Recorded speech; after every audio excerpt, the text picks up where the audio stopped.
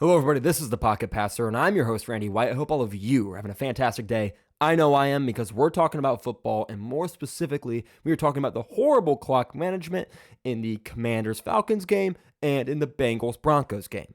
Let's get right into it. So I'm going to briefly talk about Zach Taylor and his ineptitude in game management, and then I'm going to get into what really upset me because Raheem Morris was far worse. So we're going to start with Zach Taylor. The Bengals running back Chase Brown runs the ball down to about the 1 or 2 yard line. He slides intentionally to kill the clock. He injures himself on the play, so the Bengals have to call a timeout instead of forcing the Broncos to call a timeout. Unfortunate is what it is. But then the next play, what do the Bengals do? The Bengals disregard the whole reason Chase Brown accidentally hurt himself. So the injury was in vain, essentially, because Chase Brown made the right decision, and all it did was cost them a timeout, and the Bengals didn't even have the courtesy to at least force the Broncos to use one last timeout. They QB sneak it in, and they're clearly trying to score. So why is Chase Brown the only one with game awareness in this situation?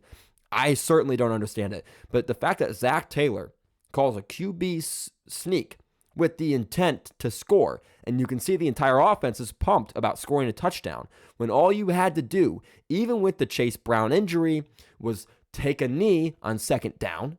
They used their last time out. And then on third down, try to score. Or on second down, QB sneak it, but intentionally go down short of the goal line. That would be great. But third and goal, score then after Denver uses their timeout. That would have been better than what they did, which was allow Denver to keep their timeout and have a minute and a half left. They go down and score on an insane 4th and 1, basically Hail Mary throw. Obviously, it wasn't a Hail Mary play, but Bo Nix was certainly saying that prayer as he chucked that ball off his back foot.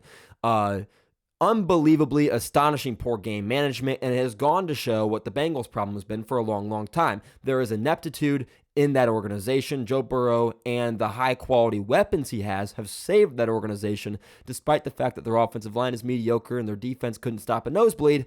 They have continued to stay alive in this playoff race because Joe Burrow has been incredible. If they make the playoffs, he has to win the MVP. I know it is unprecedented for a 9-win team to have the MVP, but in this case, it is absolutely appropriate. Now, if they don't make the playoffs, I think it should be Josh Allen. There's a fair argument for Josh Allen, and there's a fair argument for Lamar Jackson. Unfortunately for Saquon Barkley, MVP is a quarterback award because the two most valuable position groups in the NFL are the offensive line and the quarterback. One of those position groups is really just one player, and one of those position groups is 5 players. So offensive linemen are obviously eliminated, and then it comes down to who runs every single play of the offense. Well, that's the quarterback. Congratulations, you're the most valuable individual player. That's how the award's going to go from now until the end of time in the past several years. Decade or so. So that's why it's always going to be a quarterback. It's really hard to get a running back in there. Saquon isn't on the Eagles. They have 4 or 5 less wins tops, which does take them out of the playoffs. But if any of these MVP candidate teams don't have their quarterback, Josh Allen and the Bills. Remember, the Bills were projected to miss the playoffs without Stephon Diggs. But what does Josh Allen do? He beats the Chiefs. They're the only team to beat the Chiefs, as the Chiefs are going to go in. They're probably going to go 15-2 and lose to Denver and eliminate the Bengals from the playoffs, which will keep the battle between Josh and Lamar because they won't give the MVP to someone who misses the playoffs. But if Denver manages to lose and Cincinnati manages to win, I think Joe Burrow deserves it. That's beside the point, though. Let's jump into Atlanta's horrible clock management, timeout management. So if you're Raheem Morris, you have to be aware of this situation. They have 3 timeouts at the end of the first half. They complete a pass to, I believe it was Darnell Mooney. He cuts back in. Now, normally you'd say, hey, get out of bounds. But in this instance, yes, there's like 40 seconds left. But if you have all 3 timeouts, I want you to get as many yards as you can. We're going to lose minimal seconds on it, and we're going to call the timeout as soon as you hit the ground. I am sitting there on my couch watching the game. And as soon as he hits the ground, I'm like, all right, so they've got, I think, 33 seconds left or so. 30 seconds left when he hits the ground, something like that. And I'm thinking, okay, so they're going to have 2 timeouts and they're going to have 30 seconds. And then they run to the line and the clock is rolling. And by the time they run the next play and complete a 4-yard out route to Kyle Pitts, there's 16 seconds left in the half. Congratulations, you have 3 timeouts. You also only have enough time to run 3 more plays. That is unbelievable. Poor quality clock management. Truly astounding. So as bad as Zach Taylor's was, because it allowed Denver to go down and score, This was worse because it actually cost Atlanta the game. Not just the first half where they had an opportunity to maybe score a touchdown. If they take that timeout, okay, great. You have 2 timeouts left, so you still have the entire field to work with. You can throw this ball anywhere. You have you have 1st and 10, and you don't have to rush to the line and then only have like a 4-yard play. Now, it might still be 4 yards, but at least that 4 yards is with 26 seconds left instead of 16 seconds left, and he goes out of bounds anyway. You still have 2 timeouts, but you have the entire field to play with still, just like you did with 16 seconds left, where they throw the ball to the middle of the field. It goes incomplete. Not a great route by Bijan Robinson, and a worse throw by Michael Penix.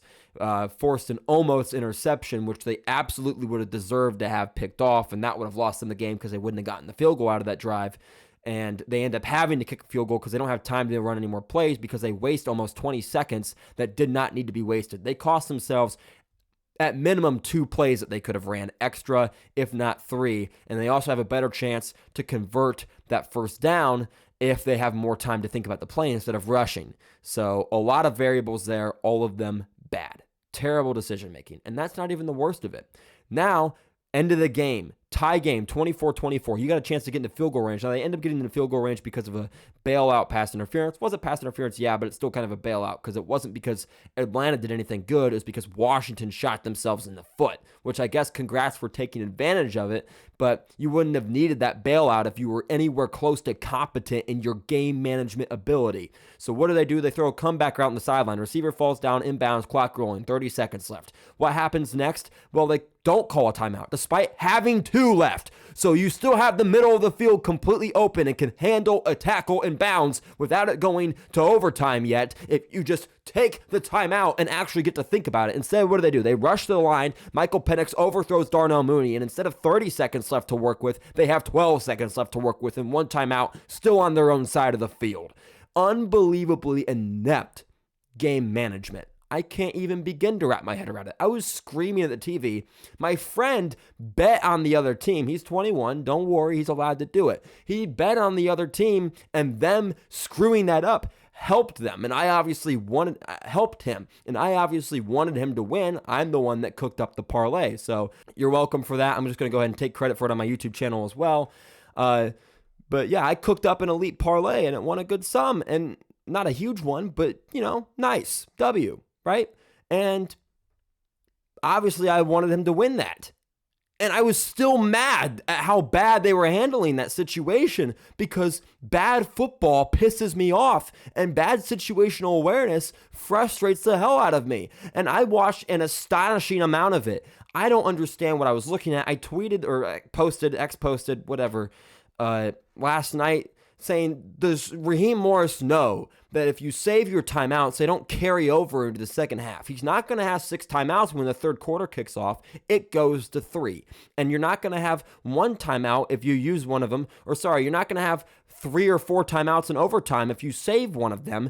It goes to 2. So this just unwillingness to call timeouts when it makes not only perfect sense, but obvious sense to call them blows my mind.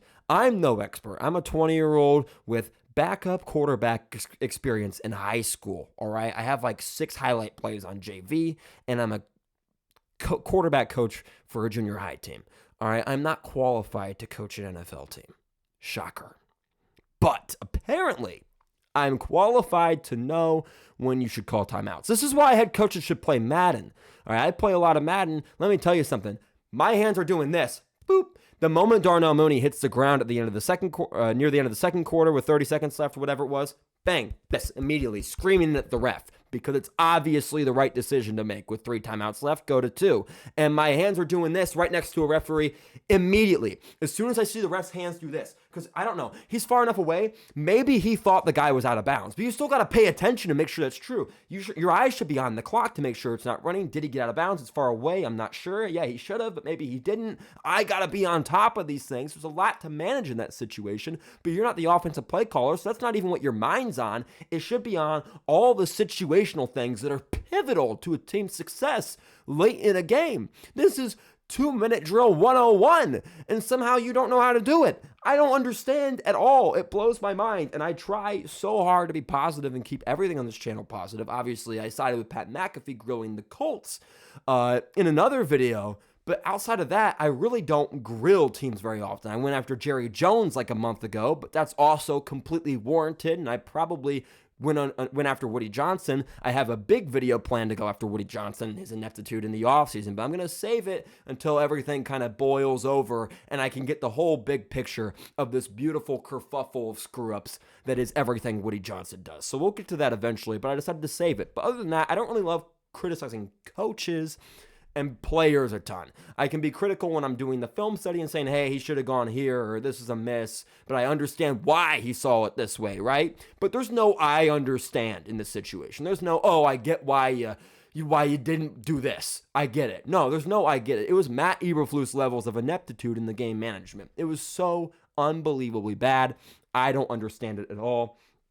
If one of you guys can explain to me in the comments why it is that you wouldn't burn a timeout in both of those situations, fire away in the comments. But I'm clueless. I mean, I tweeted, I was like, just fire everybody at this point. Now, I was slightly overreacting. I don't think Raheem Moore should be fired. I think he's probably a good culture builder, and I like a lot of what he's done. However, I hate what they do offensively. I think their offensive coordinator is terrible. They completely avoid play action, despite the fact that Kirk Cousins' thing is play action. He's been one of the best play action passers in the NFL for the last half decade or more, and they decided to not run any of it with him. I don't know what that purpose could be. Maybe it's because of his lack of mobility and his lack of confidence to move with his leg. If that's the case, fair enough. But if that's not the case, then it's true ineptitude on the offensive side of the ball. They show a weird dependence on the pistol formation. Not sure what that's all about.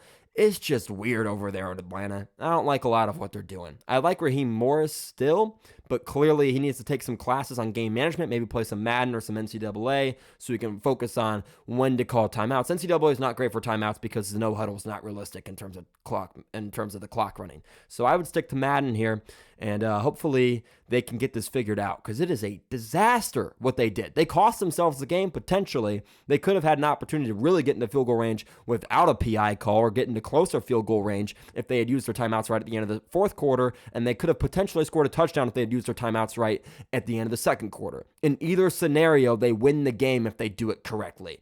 So really astonishing mismanagement stuff from an NFL coach. I don't understand why this happened so much. Eberflus got fired for it, but that's obviously because of a laundry list of grievances that everybody in Chicago had against him before that point. He was already out the door. He just signed and sealed his release with that goofball move right there. And hopefully Raheem Morris doesn't follow the same path, because I do like him. I really got pumped from a video that was released about him talking to the team. I liked a lot of his message. So hopefully they can get things turned around in the situational department and not be so boneheaded there, because that was really, really frustrating to watch. Thank you all so much for watching this video. If you agree with what I'm saying, awesome. Smash that like button. If you disagree, leave a comment down below and explain to me why, because I'm so unbelievably lost. Smash that subscribe button and hit that bell icon to turn on notifications so you'll be notified when more of my videos upload. This is the 5th video I have recorded on this day, Monday. So we're going to have a full week's worth of videos that I got to go through and edit. I appreciate all of you so much for watching, all the support I've gotten in the year of 2024. We got one day left. It's the 30th. We got the 31st. Hope you guys have a great New Year's Eve party. If this video drops after that New Year's Eve party, hope you had a great New Year's Eve party. I appreciate all of you. Can't say it enough. And I will see all of you in the next video. Peace.